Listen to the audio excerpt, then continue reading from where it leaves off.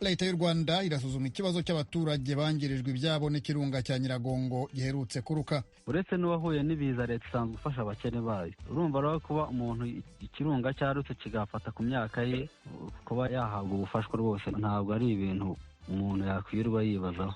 Vedaste Uwimana ni umunyamabanga nshingwabikorwa w'umurenge wa Cyanzarwe, hamwe mu humuriro w'ikirunga wangije imirimo y'abaturage. Aho ni mu Rwanda. Nyuma y'iruka ry'ikirunga cya Nyiragongo ryahitanye abantu barenga 30, ubu abatuye mu mujyi wa Goma n'uduce tuwegereye bibasiwe n'imitingito ya hato na hato. Iyo mitingito nayo imaze guhitana abantu, ibikorwa remezo n'imitungo y'abaturage. Minisitiri w'umutekano mu ntara ya Kivu ya Ruguru, Jean Bosco Sebishimbo, yabwiye Ijwi ry'Amerika ko bakomeje gukora ibishoboka byose kugira ngo baramire ubuzima bw'abaturage.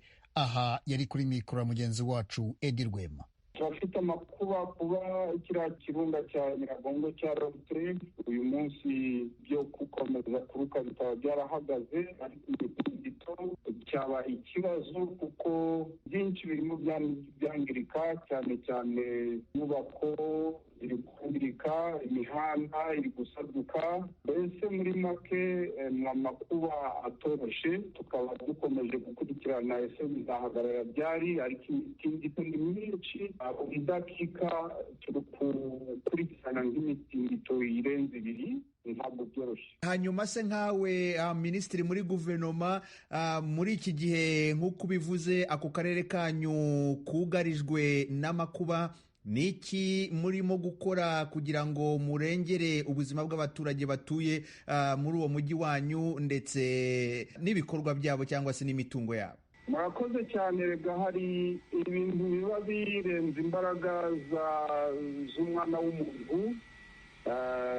Icyangombwa ni uko guverinoma y'i Kinshasa yohereje mbese agatsinda gakomeye kagizwe n'abaminisitiri benshi. Ako gatsinda kavuye i Kinshasa kaje kwiyunga na guverinoma yo muri Nord Kivu n'ubuyobozi bwa Nord Kivu. Mbese ibintu birimo bikorwa kuja kureba ni siteki cyangwa se ahantu hagomba kongera gutuzwa bariya abantu batwikiwe n'ikirunga, cyane cyane bariya bavuye muri Nyiragongo, kureba abagiye i Rwanda babona ibyo kurya bate cyangwa se bakwitabwaho bate, bagakorana na guverinoma y'u Rwanda yamanjije kubakira ikabaha ihumure bya mbere. Uyu munsi hakaba hatangiye ibyo gufungura imihanda yari yaracitsemo, umuhanda uja Goma Rucuru, kugira ngo umujyi wa Goma ukomeze kubona ibyo kurya. Byinshi birimo bikorwa kureba uko umuriro wakongera kugaruka cyangwa se amashanyarazi yagaruka mu mujyi wa Goma, n'amazi meza yari yacitse. Hari abaturage benshi badafite amazi meza. Hanyuma nyakubahwa minisitiri, amakuru atugeraho ni uko abantu barenga 30 bamaze guhitanwa n'iruka ry'ikirunga cya Nyiragongo, ariko hari amakuru atugeraho avuga ko hari abandi bantu bashobora kuba bapfuye bazira umutingito wabaye uyu munsi. Ayo makuru mwebwe murayafite? Nibyo, hari nka quartier Katindo hafi y'universite nkuru ya Goma, hari inzu nini yaje guhirima ndetse abantu benshi bakaba bakomeretse, hakabamo n'abatakaje ubuzima bwabo, hakabaho n'abandi. Urumva ko umuhanda wa Goma Rucuru wari ufunzwe, bagerageje kugira ngo bambukanye ari amabuye ikirunga cyashize mu muhanda, nabo babasha gupfiramo. Muri make ni ngaya makuba mbese turimo tugenda dukomeza gukurikira. Inzu nyinshi ziri kwangirika, ni ukuvuga ko uko imitingito irakomeza niko abantu benshi bashobora gutakaza ubuzima, usibye yuko inzego zishinzwe gukurikirana iby'ikirunga zikomeje kuduhamagarira kugira ngo abaturage bave mu mazu yakomeye ashobora kuduka. Muri make mbese ni ukugenda twigisha abaturage kugira ngo turusheho kuramira ubuzima bwabo, ibyangiritse bireke gutwara abantu benshi. mbere y'uko iki kirunga kiruka hari amakuru mwari mwarabwiwe ko gishobora kuruka? Amakuru yari ahari, usibye ko aterekanaga yuko mbese gishobora kuruka mu minsi ikozwe. Urabizi ahubwo n'abakurikirana ariko ntibamenye ngo ni itariki runaka ikirunga gishobora kuruka. Muri make ibyo bikaba byaratumye bitungura abaturage kubera ko ako gatsinda gashinzwe gukurikirana ikirunga gasa n'akakomeje kubyihererana, mbese amakuru yatembera maze biza gutuma abaturage benshi bahagirira ikibazo gikomeye. Minisitiri Jean Bosco Sebishimbo, nagira ngo ngushimire cyane kubw'akanya uhaye ijwi ry'Amerika kugira ngo utugezeho uko ibintu byifashe aho ngaho mu mujyi wa Goma n'uturere twegereye uwo mujyi. Urakoze cyane. Leta y'u Burundi irahakana ibivugwa na leta y'u Rwanda ko abarwanyi b'umutwe wa FLN bateye u Rwanda ku cyumweru nijoro baturutse ku butaka bw'u Burundi. Diane Nininahazwe arakomeza iyi nkuru. Mu itangazo ryasohowe n'ibiro bikuru vya gisirikare vy'u Burundi, Colonel Floribert Biyereke avugira urwo rwego rwo kwivuna abansi yagize ati: uru rwego rurabeshuje icese amakuru avuga ko ku butaka bw'u Burundi hoba hari umurwi w'inkozi z'ikibi zifise umugambi mubi ku gihugu c'u Rwanda. Urwego rwo kwivuna abansi bw'u Burundi rubeshuje kandi ko hoba hari umurwi w'inkozi z'ikibi wavuye mu Burundi uja gutera u Rwanda. Muri iryo tangazo, ibiro bikuru vya gisirikare mu Burundi ntivyigeze bivuga izina ryabo bwita abagizi ba nabi bashakira n'ab'u Rwanda bakanagirizwa kuba ku butaka bwabwo. U Rwanda yamara rwo rwemeza ko ari abarwanyi ba FLN. Ejo kuwa mbere igisirikare c'u Rwanda aha tuributsa ko cemeje ko cishe babiri bari muri uwo murwi urwanya ubutegetsi bwa Kigali. Abandi ico gisirikare kivuga ko bace bahungira mu gihugu c'u Burundi aho bari bateye bava. Ijwi rya Amerika ryagerageje guhamagara katari gake Colonel Floribert Biyereke yashize umukono ku itangazo ribeshuza ibivugwa n'u Rwanda, ariko ntiyitaba telefone yiwe ngendanwa. Iyo tuza kumutora hambavu ivyo vyagirije vy'u Rwanda, twari kumubaza n'ic'u Burundi buvuga ku myambaro ya gisirikare c'u Burundi yerekanywe mu bikoresho vyafatanywe abateye u Rwanda. Kuva umurwi wa FLN urwanya ubutegetsi bw'u Rwanda utangura kugaba ibitero mu gihugu c'u Rwanda mu 2018, ubutegetsi bwa Kigali bwakomeje kumvikana bwagiriza u Burundi ko ari bwo bufata mu mugongo uyo murwi. Ni mu gihe u Burundi nabwo akatari gake bwagirije u Rwanda guha indaro no gufasha umurwi wa Red Tabara urwanya ubutegetsi bwo mu Burundi. Izo mpande zibiri ahariko zamirira kure ivyo zagirizanya. Mu gusozera itangazo rihakana ko abateye u Rwanda kwa Mungu w'indwi heze buca ari kuwa mbere baje bava mu Burundi, urwego rwo kwivuna abansi rw'ico gihugu rwagize ruti: ingabo z'urwego rwo kwivuna abansi bw'u Burundi ziri ku rubibe u Burundi busangiye n'u Rwanda zama ziriko zirakizura kugira ngo zicungere umutekano w'urwo rubibe. Urakoze Diane Nininahazwe. Twibutse ko umuvugizi w'umutwe wa FLN kuri uyu wa kabiri yatangarije ijwi rya Amerika ko bagabye ibitero ku Rwanda nk'uko uruvuga, kandi ko bafite ibirindiro byabo ku butaka bw'u Rwanda. Mu Burundi abantu bataramenyekana baturikirije ibisasu ahantu hatandukanye bagenzi bategera imodoka mu mujyi wa Bujumbura. Ibitero bibaye mu gihe Burundi by'umwihariko umujyi wa Bujumbura uberamo inama yo ku rwego ruhoraho rushinzwe ibibazo by'umutekano mu karere ka Afurika yo hagati. Eloge Willy Kaneza yaduteguriye inkuru.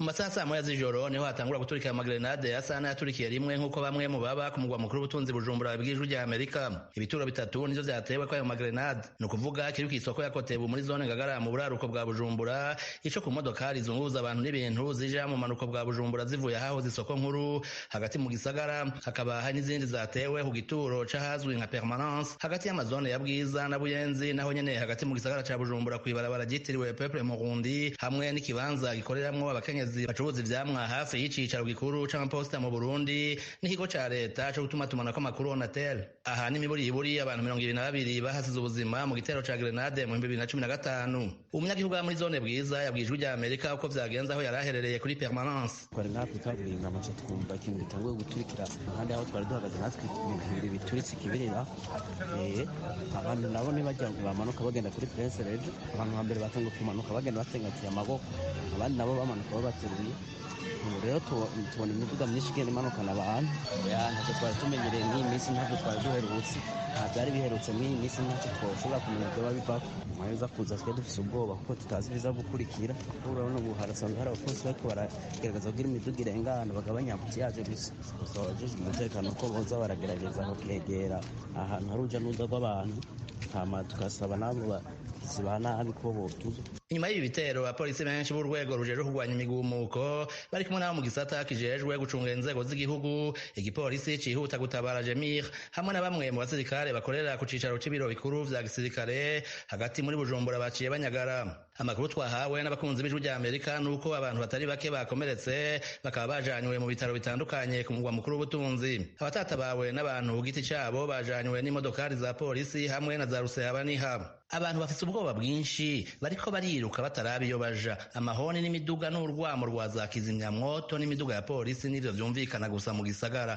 N'abatwara imiduga isanzwe basa n'abataye umutwe. Ni kumwe mu batuye mu gisagara yabwijwe rya Amerika ariko akaba atashimye ko umwidondoro w'umenyekana. Ubundi munyagihugu akorera Bujumbura nawe twavuganye muri ino joro atubwiye ko amabisi n'amatagisi atana kimwe carangwa aho yaciye kandi ko abantu benshi bagizwe n'abakenyezi bacuruza ivyamwa bataha mu buraruko bwa Bujumbura no mu Gatumba hafi y'umupaka wa Kongo babonetse bagerageza gutaha n'amaguru. Ikindi ababikurikiraniye hafi batubwiye nuko abantu bataramenyekana igitigiri bahagaritswe cane bakaba bari mu bunywero n'uburiro. Ku rubuga rwa Twitter ubushikiranganji bujejwe intwaro yo hagati busanzwe buvanganye n'ubw'umutekano bwitiranije ibitero n'iterabwoba bwemeza ko abantu babiri ari bo bamaze kwitaba Imana bukavuga ko umwe yaguye mu gitero co hagati mu gisagara ca Bujumbura uwundi nawe yapfa amaze kujanwa kwa muganga. Ubwo bushikiranganji bwemeje kandi amakuru y'abanyagihugu avuga ko abantu benshi bakomeretse. Umwe mu bihevyi yakomerekejwe na grenade yiwe akaba yafashwe, niko busozera bumenyesha.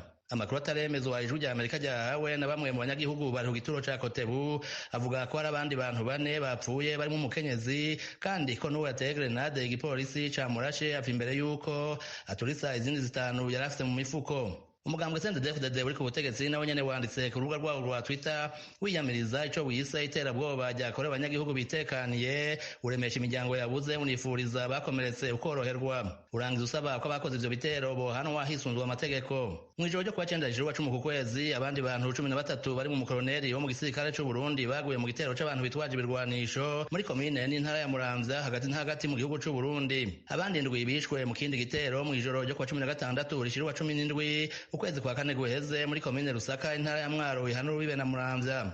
Ni hagati mu gihugu c'u Burundi. Ya Basketball Africa League ririmo kubera Kigali mu Rwanda rirakomeje. Imikino igeze muri kimwe cya kane kirangiza. Amakipe 8 yarokotse icyiciro cy'amatsinda aratangira gucakirana kuri wa gatatu ndetse no kuwa kane. Umukino wanziriza yindi muri quart de finale uteganyijwe kuri wa gatatu guhera saa 11 n'igice ku isaha y'Kigali hagati ya Zamalek yo mu Misiri na Forces Armées Police yo muri Kameruni. Zamalek yazamukiye mu itsinda rya gatatu ari nayo yari riyoboye, naho Forces Armées Police ikomeza nk'ikipe ya gatatu yitwaye neza ikaba yarabarizwaga mu itsinda rya kabiri. Nyuma y'umukino hagomba gukurikiraho uwa AS Sali muri Maroc na Petro de Rwanda yo muri Angola guhera saa 3 zuzuye z'ijoro. Igitangaje nuko aya makipe yombi yongeye guhura kandi yarari mu itsinda rimwe rya kabiri. Umukino wayahuje Petro de Rwanda yatsinze AS Sali amanota 97 kuri 78. Uyu ni umwanya mwiza ku mutoza Said El Bouzidi n'abakinnyi be barimo James Rachad, Tere Stoglin, Yassine El Mahsini na bagenzi babo wo kwihimura kuri Petro de Rwanda ifite abakinnyi b'intarumikwa barimo Carlos Morais, Ryan Richard, Childe Dundao, Joaquim Valdelicio n'abandi. Kuwa kane imikino ya kimwe cya kane kirangiza muri irushanwa rya bar izakomeza. Ikipe ya AS Douane yo muri Senegal izahura na Union Sportive de Monastir yo muri Tunisia guhera saa 11 n'igice. AS Douane yabonye itike ya quart de finale ibikesha ko yabaye ya gatatu yitwaye neza ikaba yarazamukiye mu itsinda rya gatatu. Imbere ya US Monastir abasore b'umutoza Mamadou Gueye bagaragara nk'insina ngufi ku buryo amahirwe menshi muri uyu mukino arimo guhabwa ikipe y'igihangange ihagarariye Tunisia. Monastir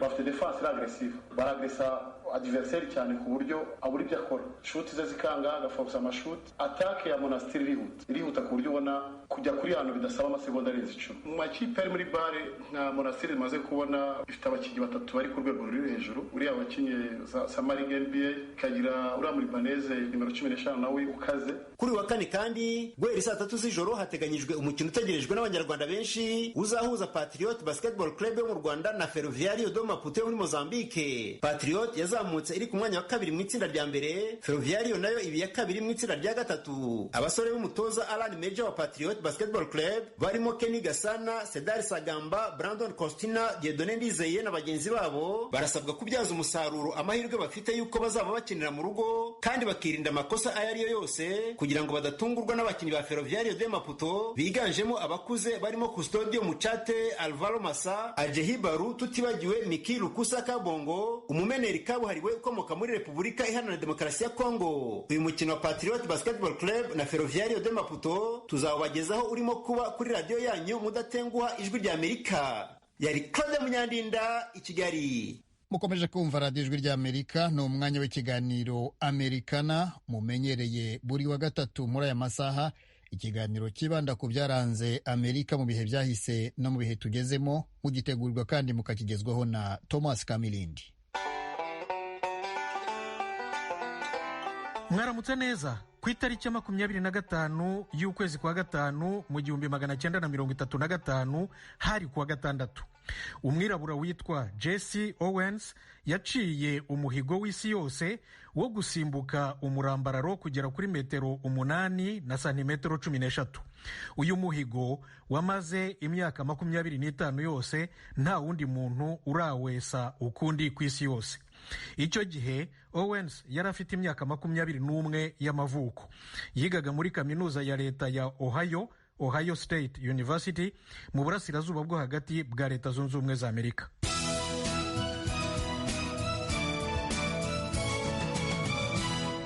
Nyuma y'uwo muhigo we wa mbere mu mwaka wakurikiyeho, Jesse Owens yabaye ikirangirire ku buryo budasubirwaho ku isi yose mu mikino Olympique yo muki i Berlin mu Budage, akubita hasi ubwirasi bw'abanazi n'umukuru wabo Adolf Hitler bibeshyaga ngo ubwoko bwabo bitaga Aryan busumba andi moko yose yo mu Budage no ku isi yose. Ku itariki ya 3 y'ukwa munani 1936 muri iyo mikino, Owens yatsindiye umudari wa zahabu mu kwiruka metero 100. Bukeye bwaho ku itariki ya 4 yatsindiye umudari wa kabiri wa zahabu wo gusimbuka umurambararo. Bukeye nanone ku itariki ya 5 yatwaye umudari wa gatatu wa zahabu mu kwiruka metero 200. Naho ku itariki ya 9 yakurikiyeho, Jesse Owens yagize uruhare runini cyane mu irushanwa ryo kwiruka metero 100 bahererekanya agati 4 fois 100 mètres relais mu Gifaransa. We na bagenzi be batatu b'abazungu batwaye umudari wa zahabu, we ku giti cye aba yambaye imidari 4 ya zahabu. Hitler byaramurakaje cyane, nta mudari n'umwe yamwambitse, yanze no kumukora mu ntoki kubera ko yari umwirabura. Hitler yahaye ikiganza abakinnyi b'Abadage batsindiye imidari bonyine gusa, ahita asohoka muri stade. Mu kwezi kwa 10 1936, Jesse Owens yatangaje ko yababajwe n'uko perezida wa Leta Zunze Ubumwe za Amerika w'icyo gihe Franklin Delano Roosevelt nawe atigeze yita na gato kuri ibyo bitangaza by'imidari 4 ya mbere ya zahabu mu mateka y'igihugu cye ku muntu umwe rukumbi. Ati nta na ka telegram yigeze anyoherereza. Agarutse muri Leta Zunze Ubumwe za Amerika, Jesse Owens yakoze imirimo itandukanye kugira ngo ashobore kubaho. Mu 1972 yanditse igitabo akita I Have Changed, avugamo ati umwirabura udaharanira impinduka muri iki gihe ni impumyi cyangwa ikigwari.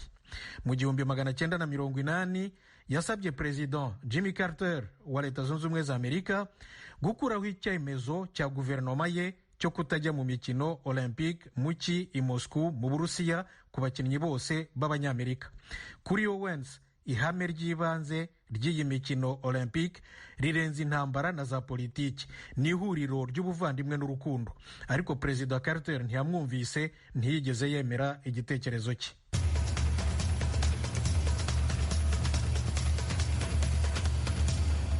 radiyo ijwi ry'Amerika. Amazina ya Owens yose ni James Cleveland Jesse Owens.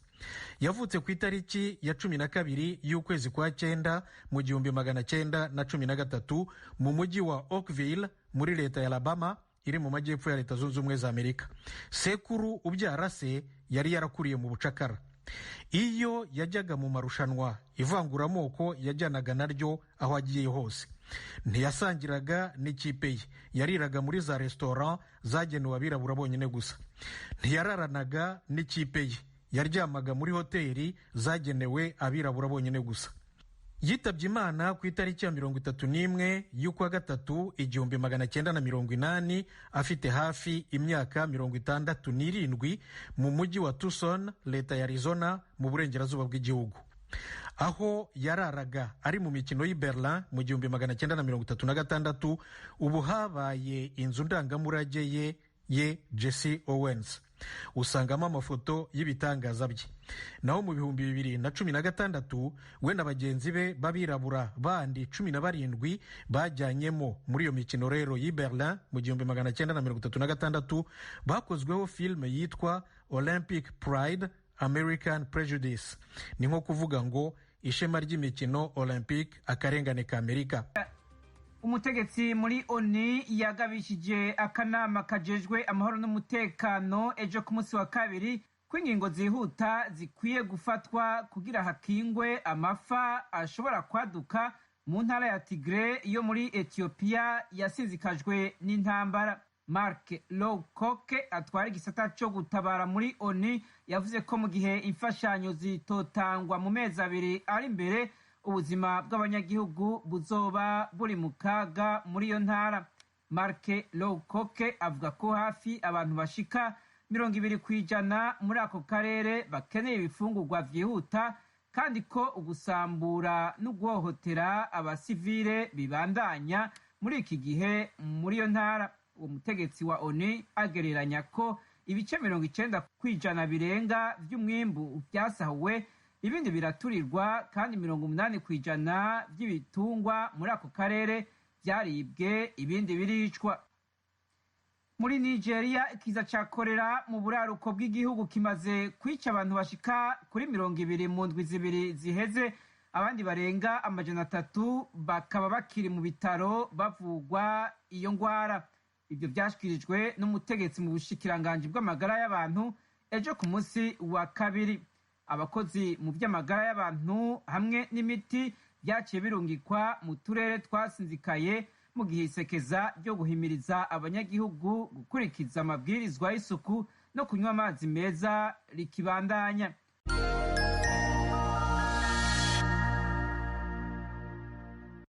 Mu makungu, perezida wa Leta Zunze Ubumwe za Amerika Joe Biden na perezida w'Uburusiya Vladimir Putin bazobonana mu nama yo mu kwezi kuza i Geneve mu Busuwise.